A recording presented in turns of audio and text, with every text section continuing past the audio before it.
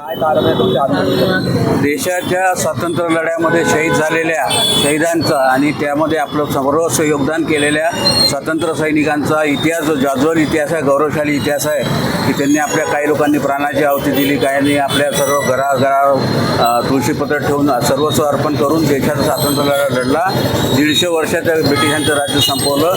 त्या स्वातंत्र्य चळवळीचा इतिहास, देशाच्या स्वातंत्र्य लढ्याचा इतिहास हे सरकार मिटवायच्या मागे लागलं. आता फक्त स्वातंत्र्य सैनिक शिल्लक नाही राहिले, पण त्यांचे वारस आहेत, त्या वारसांकडे दुर्लक्ष आहे. आणि 9 ऑगस्ट नुकताच ऑगस्ट क्रांती दिन झाला, त्या दिवशीसुद्धा कुठलेही शासकीय कार्यक्रम नाही. जिथे जिथे स्वातंत्र्य सैनिकांचे स्मारक आहे, शिलालेख आहे, त्या ठिकाणी दुर्लक्षित होत झालं. आम्ही या ठिकाणी जिथे उभं आहे तिथे ऑगस्ट क्रांती दिनाच्या शहीद ज्यांना शिक्षा झालेल्या आहेत त्या सगळ्या स्वातंत्र्य सैनिकांच्या नावाचा शिलालेख या ठिकाणी तो अक्षरशः अडगळीत पडल्यासारखा आहे. शहरामध्ये म्हणजे पूर्ण भारतभर आणि महाराष्ट्रभर चंद्रपूर जिल्ह्यामध्ये जितके स्वातंत्र्य सैनिक स्मारक आहे त्याच्याकडे दुर्लक्ष होत चाललं. म्हणजे चळवळ हे नष्ट करत चालले, मिटवत चालले.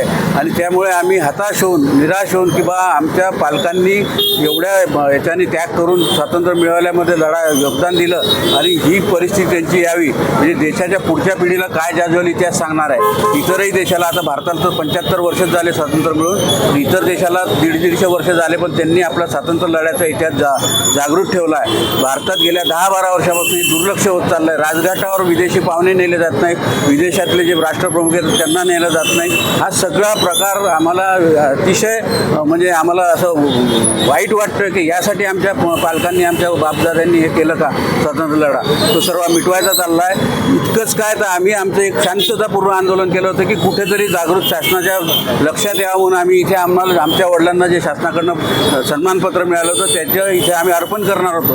तर महानगरपालिकेने त्याचे बोर्ड, त्याचे फलक लावायची परवानगी दिली नाही. आम्हाला पोलीस प्रशासनाकडनं सगळं वारंवार विचारणं झालं, जसं काही आम्ही कुठेतरी हिंसक आंदोलन करतो अशा पद्धतीने आम्हाला या ठिकाणी वागणूकही दिली गेली प्रशासनाकडनं. आम्ही शांततापूर्वी की ते सन्मानपत्र आता याची गरज नाही म्हणून बापूंच्या चरणी आम्ही अर्पण करतो असं आमचं धोरण राहिलं होतं. आम्ही तर लोक बरेच असे नागरिकांची प्रतिक्रिया की याचे तुम्ही होळी करा. आम्हाला असंही सांगितलं की त्या सगळ्या त्या प्रमाणपत्रांच्या प्रतीची होळी करा, परंतु आम्ही गांधीवादी जाळपोळ हिंसा याच्या तोडून आम्ही ते बापूंच्या चरणी आज अर्पण केलं. सर्व स्वातंत्र्य सैनिकांचे मुलं आमच्यासोबत आहे, ज्येष्ठ आहेत. आणि हा एक प्रकारचा आम्ही उद्विग्न होऊन निषेध म्हणावं की काय म्हणावं ते बोलायचे आहे. म्हणजे आम्हाला लाज वाटते की आम्ही याच्यासाठी राहिलो का, आणि आमच्या वडिलांनी जो त्याग केला तो याच्यासाठी केला की त्यांचे स्मारकं जीवन ठेवा, जिथे देशाच्या गौरवशाली चळवळीचा इतिहास जिवंत सरकारने ठेवा, हीच आमची या प्रसंगी विनंती आहे.